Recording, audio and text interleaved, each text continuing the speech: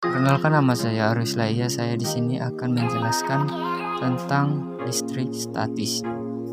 Sekilas tentang listrik statis. Listrik statis adalah merupakan kumpulan muatan listrik dalam jumlah yang tetap atau statis. Listrik statis dikenal juga sebagai listrik yang diam.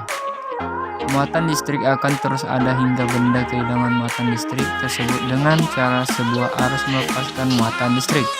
Muatan listrik bisa berupa muatan listrik positif atau negatif. Konsep dasar listrik statis.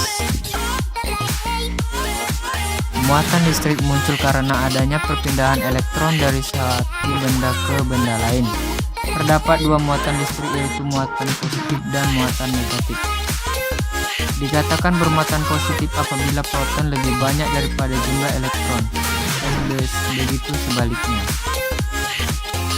Sedangkan benda yang tidak memiliki muatan disebut netral. Medan listrik. Suatu muatan listrik dikatakan mempunyai medan listrik.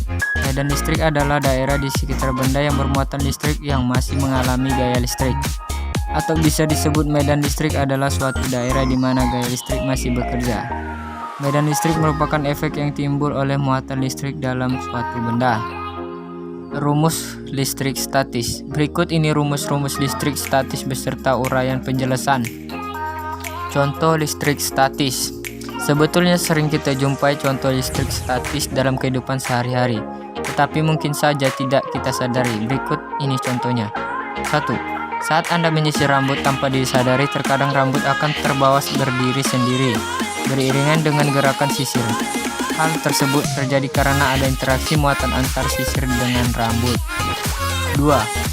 Penggaris atau sisir yang digosok-gosokkan ke rambut atau tangan kering akan menarik potong kertas kecil.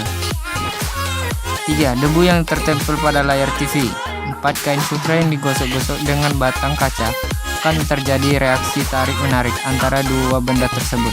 Karena elektron dari batang kaca akan berpindah ke kain sutra, sehingga batang kaca akan memiliki muatan positif dan batang kaca akan memiliki muatan negatif. 5. Menggosokkan balon dengan tangan. Sekian dari saya.